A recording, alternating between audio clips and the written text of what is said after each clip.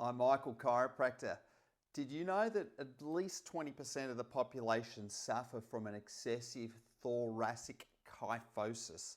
How does this look? This looks when we're slouched and slumped through the upper back. Or in the case of a spine model like so, instead of it being quite upright from the side, we've got an excessive bend forward.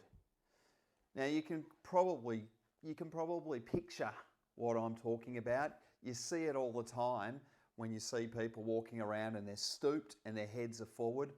Perhaps unfortunately you know it within yourself that you're like that as well. Now the problem with an excessive kyphosis is that it is going to lead to degenerative changes in your spine. That is that the spine will start to decay through the discs, the bones will develop spurs on them, and the likelihood is you'll just get stiffer and more immobile than really you needed to be if you didn't have the excessive kyphosis.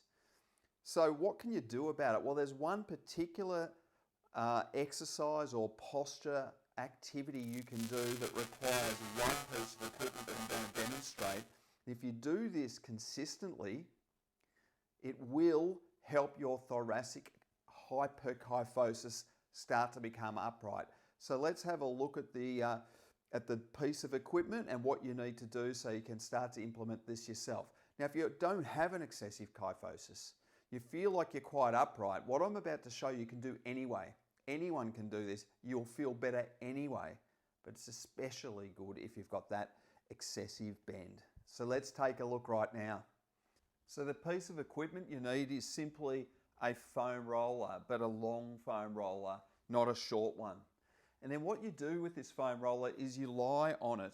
You want the top of your head or the skull to get support from one end, and then you're going to have your sacrum or tailbone somewhere towards the other end. And let's just actually demonstrate that.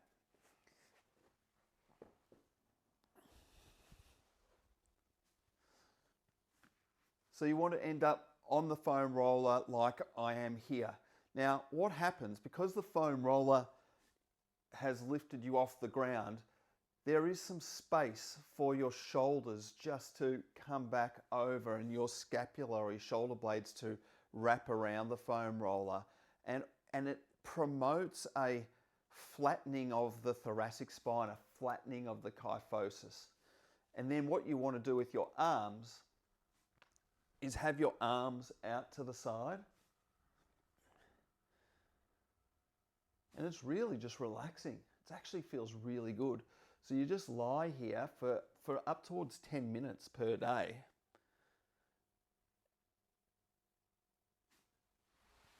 And what you find is that as you lie on it, you just can feel that your shoulder blades wrap further around there, your mid-back starts to soften and relax. And the reason why you want to do it for a longer period of time is if we do stretches or hold postures like this for a short period of time, the deep fibers within the ligaments and the tendons, they're not getting enough opportunity to slowly let go and relax and stretch to let your posture change.